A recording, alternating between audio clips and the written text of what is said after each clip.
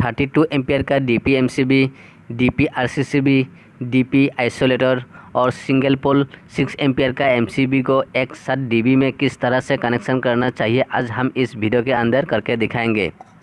तो उसके लिए सबसे पहले सभी कंपोनेंट को डिस्ट्रीब्यूशन बोर्ड के अंदर में अच्छी तरह से इंस्टॉल कर लेना है।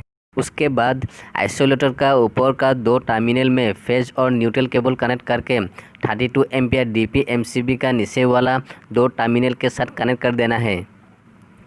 उसके बाद डीपी एमसीबी का ऊपर वाला टर्मिनल से फेज और न्यूट्रल केबल को ले जाकर आरसीसीबी का ऊपर वाला 2 टर्मिनल के साथ जोड़ देना चाहिए।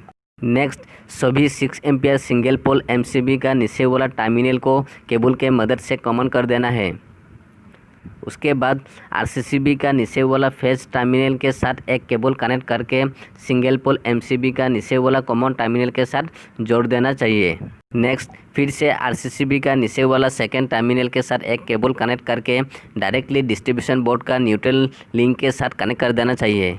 उसके बाद अर्थिंग वायर को डिस्ट्रीब्यूशन बोर्ड का अर्थ लिंक के साथ जोड़ देना है और लास्ट में मेन स्विच से फेज और न्यूट्रल वायर को ले आकर आइसोलेटर का नीचे वाला टर्मिनल के साथ कनेक्ट कर देना है। तो फाइनली आपका कनेक्शन कंप्लीट हो गया है।